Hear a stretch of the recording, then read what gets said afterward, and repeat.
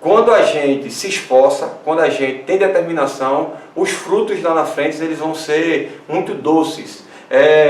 A equipe do Universidade Elétrica já passou por isso, o professor Jadson, eu, nós hoje somos concursados, somos funcionários públicos, mas por um longo tempo a gente quebrou muita cabeça estudando, procurando material, pesquisando, e muitas vezes a gente não achava um material específico para o concurso que a gente estava desejando. E agora vocês têm esse privilégio aí. É importante dizer que esse material que a gente está disponibilizando não pode ser o único material que você vai ter para estudar para o seu concurso, mas vai ser mais um que vai dar um suporte bacana para você acertar todas as questões, beleza?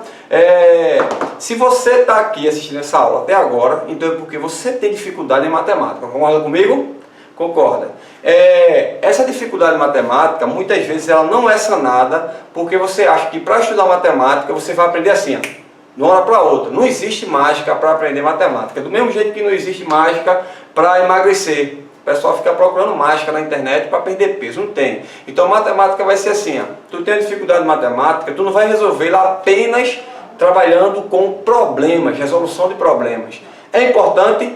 Aqui a gente vai fazer isso? Vai, e muito. E principalmente problemas da banca do concurso. A gente vai fazer isso. Mas antes da gente resolver alguns problemas, nós temos que ter um aporte teórico. A gente tem que resolver alguns exercícios básicos que a gente resolvia lá na quinta série, sexta série, para que esses exercícios, esse suporte teórico nos ajude na resolução de problemas mais complexos. Porque se a gente for olhar direitinho, um problema difícil nada mais é que um amontoado de raciocínios fáceis que a gente tem que ter. Só que como a gente não constrói esses raciocínios mais simples, fica mais complicado a gente construir algo mais concreto lá em cima.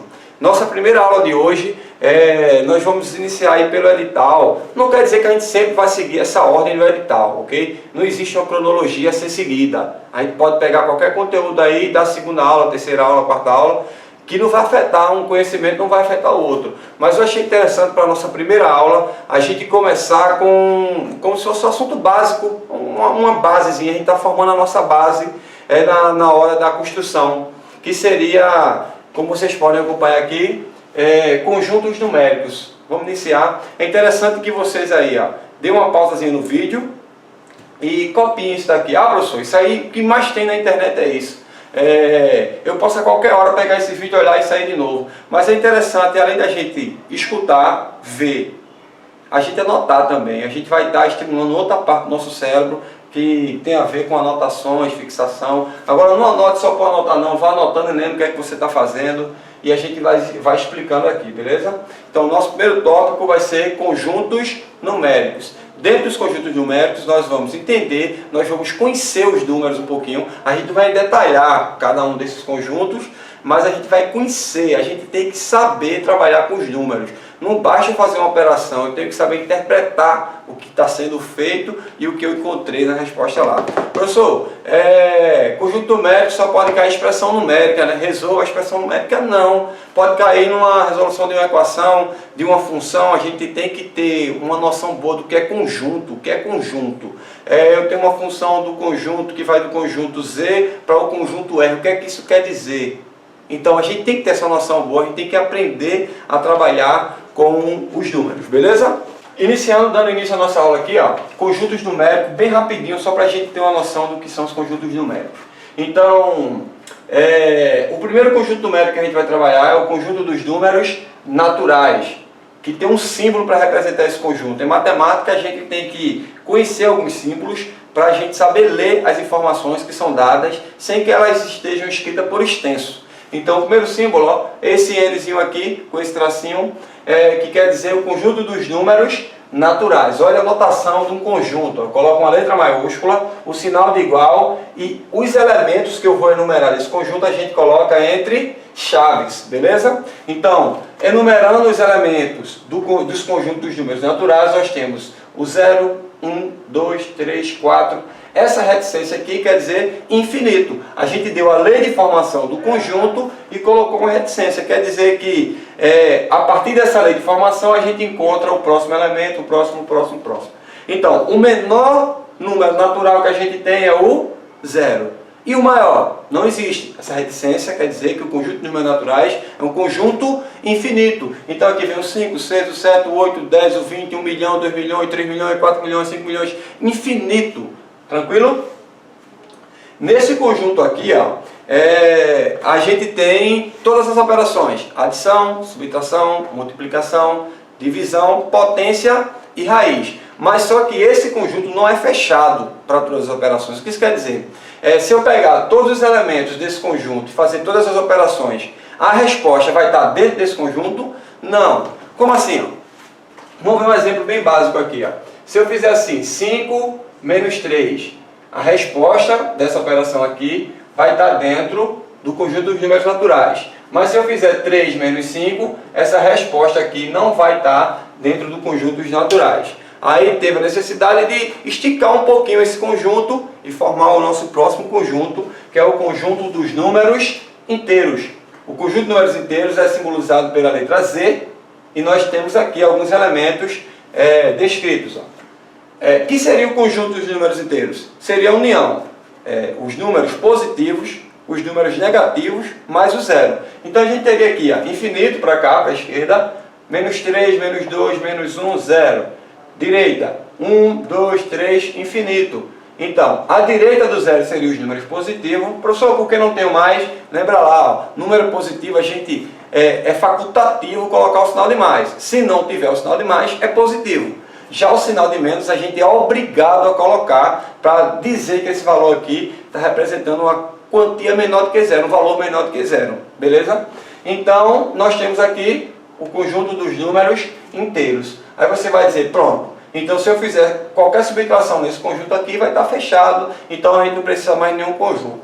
Mas se a gente for para a divisão, outro exemplozinho aqui bem básico, ó, se eu dividir ó, 8 dividido para 4, dá 2, ou menos 8, ou menos 4, vai dar uma resposta aí que vai estar dentro do conjunto dos números inteiros. Porém, se eu fizer 4 dividido para 8, essa resposta aqui não vai estar dentro do conjunto dos números inteiros. Aí a gente vem para o nosso próximo conjunto, que é o conjunto dos números racionais. O conjunto dos números racionais é representado pela letra Q maiúscula. Esse conjunto a gente não vai colocar, não vai enumerar os elementos. Nós vamos usar outra representação de conjunto que é através de uma propriedade. Então tem assim, ó, que o conjunto dos números racionais é formado pelo elemento x, tal que x é igual a sobre b, com b diferente de zero. O que isso quer dizer?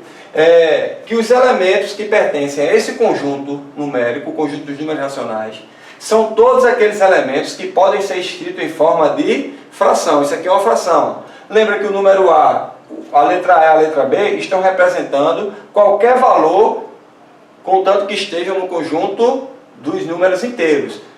E B tem que ser diferente de zero, que a gente sabe que não pode dividir para zero.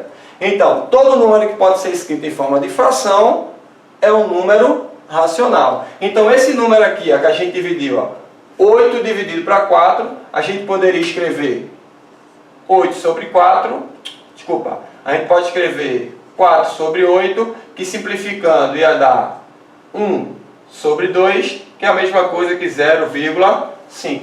Número decimal. Então, todo número que pode ser escrito em forma de fração é considerado um número racional. Aí, quem seriam esses números? Os números decimais, onde as casas decimais são finitas, ou quando as casas decimais são infinitas e periódicas, ou seja, tem um período.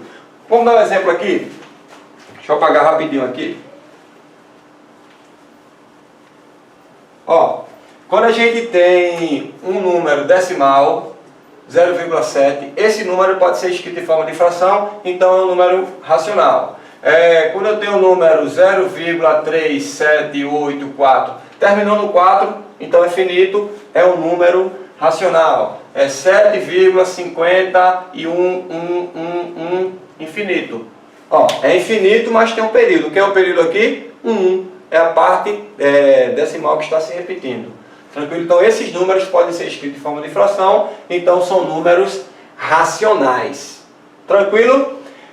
Ah, beleza. Então, se eu escrever um número 5, o número 5 é um número natural. Então, ele não pode ser escrito em forma de fração, então não é um número racional. Não é assim. Lembre-se que um conjunto não elimina o outro. Então, esse 5 aqui, ele é um número natural, é um número inteiro e também um número racional. Porque número racional é todo aquele que pode ser escrito em forma de fração. O 5 é a mesma coisa que 5 sobre 1. 5 sobre 1, 5 dividido para 1, é ele mesmo. Então, por isso que a gente não precisa colocar 1 embaixo. Então, todo número natural é um número inteiro. Todo número inteiro é um número racional. Aí, quem é mais que entra no números racionais? Os números decimais, as frações, as dízimas periódicas. Então, esses formam o conjunto dos números racionais. Aí entrou o conjunto dos números irracionais, apareceu aí, irracional. Vai dizer, professor, isso aí não tem no edital. Mas no edital tem um conjuntozinho chamado aí conjunto dos números reais. Vamos lá, eu vou escrever esses números reais aqui, ó. O conjunto dos números reais, ele é representado pela letra R maiúscula, beleza? Aí quem seria o conjunto dos números reais? O conjunto dos números reais seria a união do conjunto dos números naturais, mais os inteiros, mais os racionais e os irracionais. Aí, quem seriam os irracionais? Vamos lá. Racional, todo número que pode ser escrito em forma de fração. Irracional, são aqueles, simplificando, são aqueles que a gente não pode escrever em forma de fração. Ou seja, são os números decimais com a parte decimal infinita e sem período. Então, a gente não pode escrever esse número em forma de fração. Beleza? Então, ele se enquadra em números irracionais. Aí quem são os números irracionais? Vou dar um exemplo aqui, ó. Pi 3,1415992, reticência. É infinito aqui, não tem um período. Raiz de 2, 1,4142113, infinito. Infinito e sem período. Não tem como escrever em forma de fração. Então é mais fácil para a gente trabalhar com ele na sua forma original, sem transformar em números decimais, beleza? Então, está aqui todos os conjuntos. Está aqui todos os conjuntos.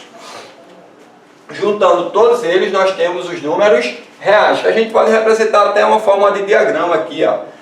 Um diagramazinho bem legal. A gente vai ter o seguinte, ó.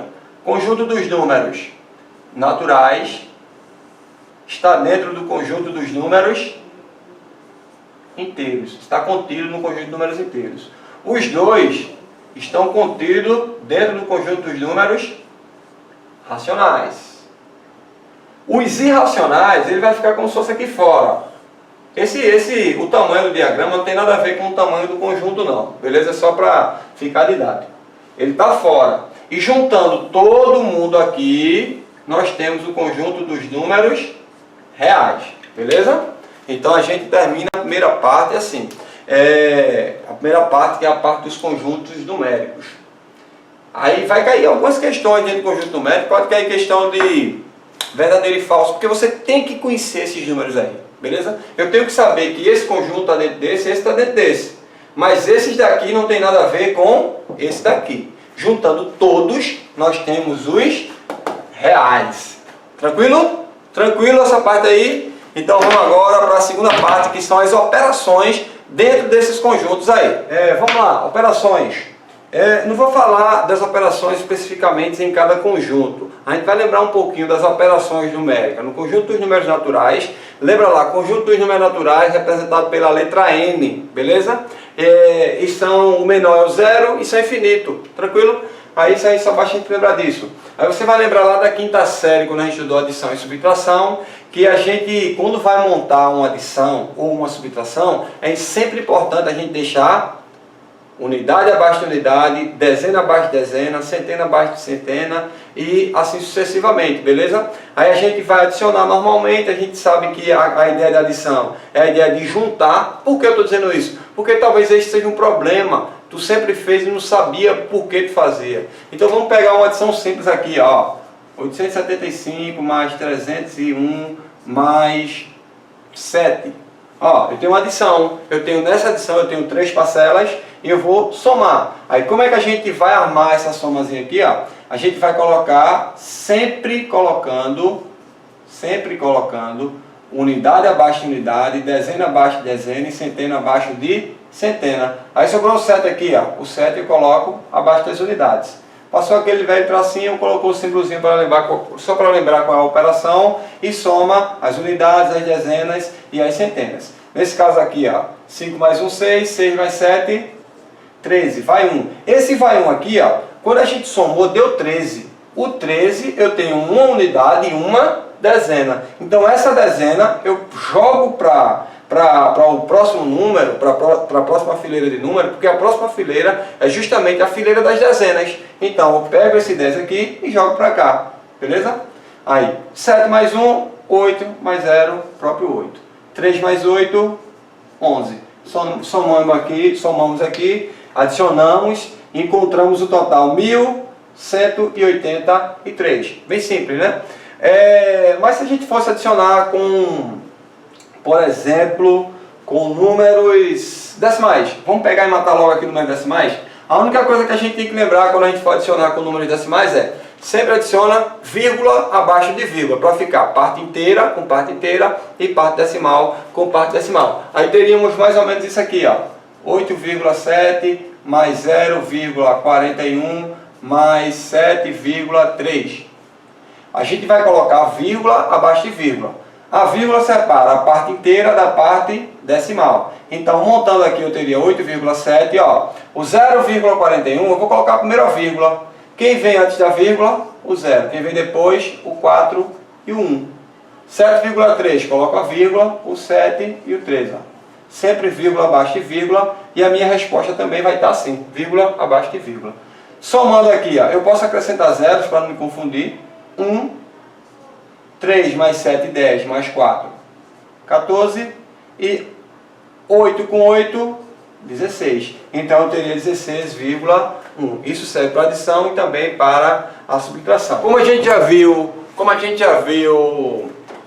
teve uma ideia dos principais conjuntos numéricos até chegar no conjunto dos números reais.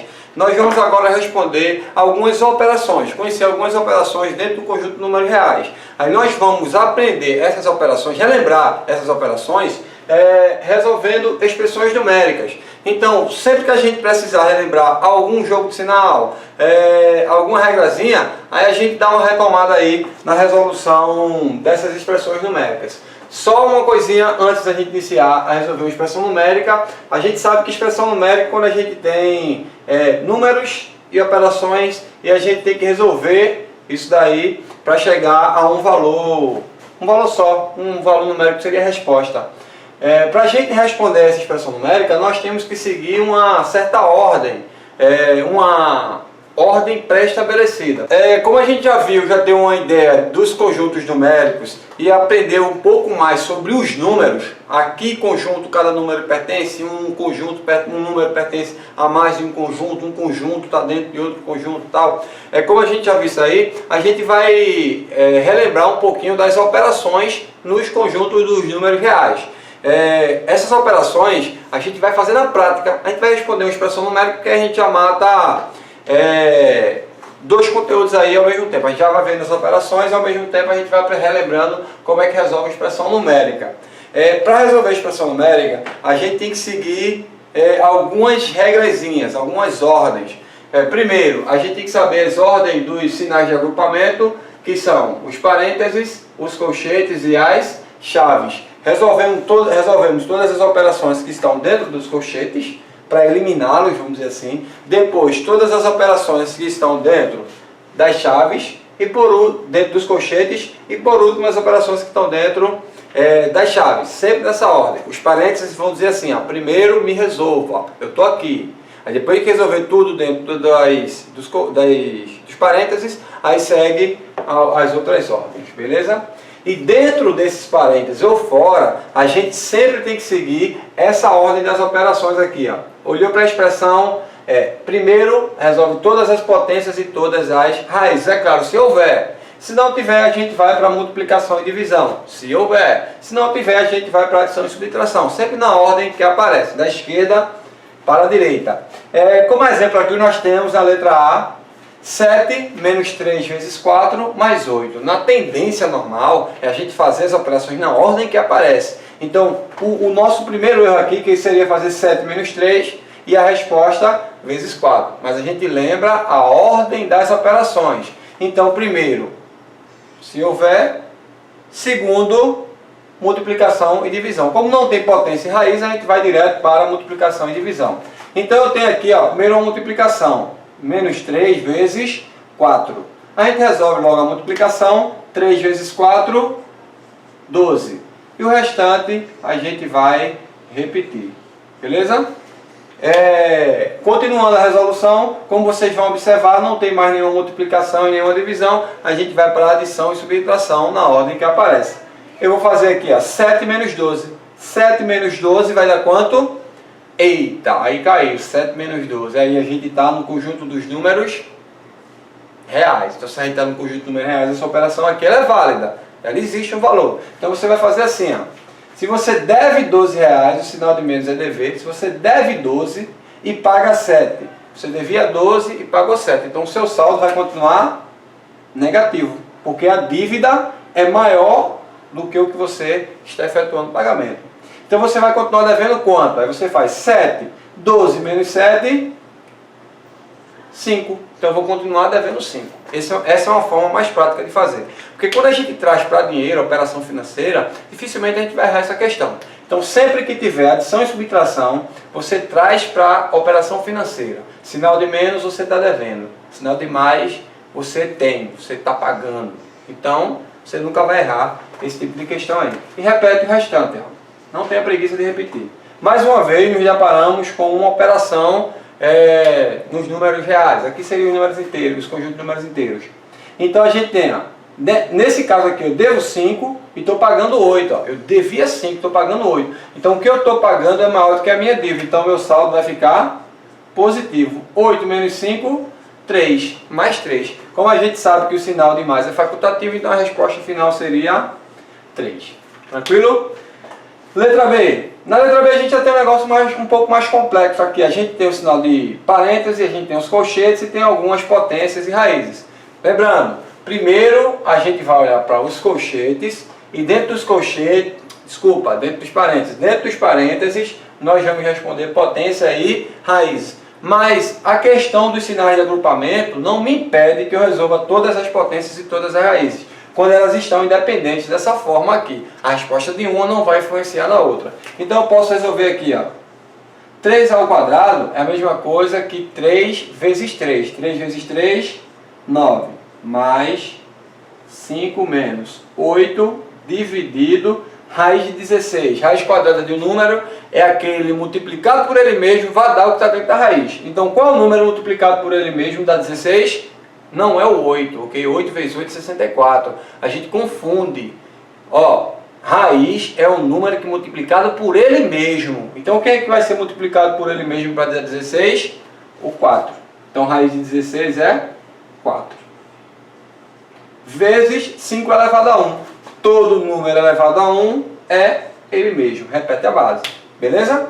Como a gente respondeu as potências e as raízes agora, a gente vai focar dentro dos colchetes e a gente já sabe que só vai ter multiplicação e divisão. Dentro dos parênteses. Dentro dos parênteses eu tenho 5 menos 8 dividido para 4.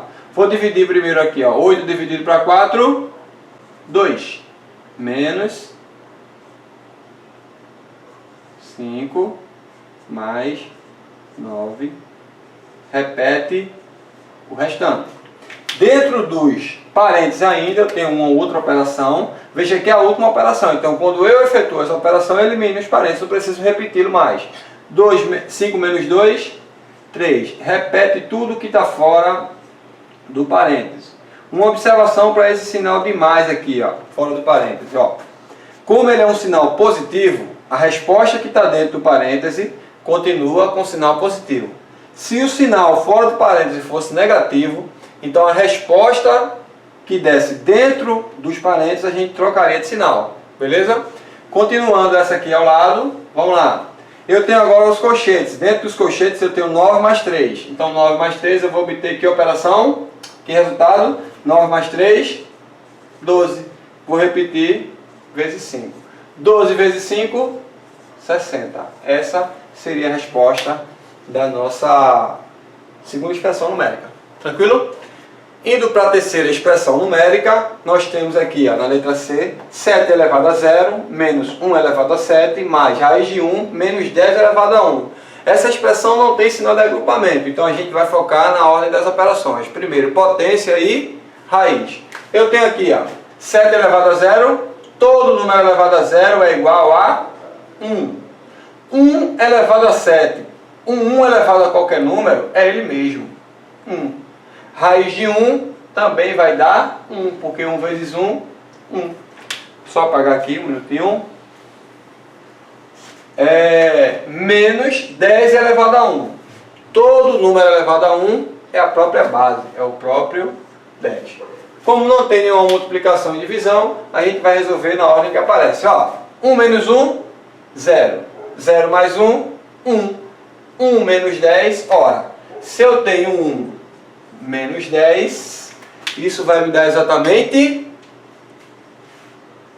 menos 9, porque eu devo 10 e paguei 1. Como a minha dívida é maior do que o que eu estou pagando, então eu vou continuar devendo, beleza? Então aí a gente termina a nossa primeira aulazinha de matemática, tendo uma noção básica sobre conjuntos numéricos e expressões numéricas. Na próxima aula a gente vai vir resolver algumas expressões numéricas um pouco mais complexas, utilizando essas regrazinhas que a gente viu, e vai ver mais uns 2 tópicos em resolução de problema dos próximos conteúdos. Tranquilo do edital. Abraço, fiquem com Deus e até a próxima. Parabéns por ter chegado até o final do vídeo. Se gostou, não esqueça de clicar em gostei abaixo. Se é a sua primeira vez em nosso canal aqui no YouTube, não esqueça de clicar em inscrever-se para ficar por dentro de todos os nossos cursos e também de nossas aulas aqui no YouTube. Se você é da elétrica e da automação e pretende se qualificar bem sem precisar sair de casa, entre em contato conosco, equipe do Universo da Elétrica, cursos e consultorias, e te guiaremos para um de nossos cursos online com certificado. Valeu por nos visitar, um forte abraço e até a próxima aula.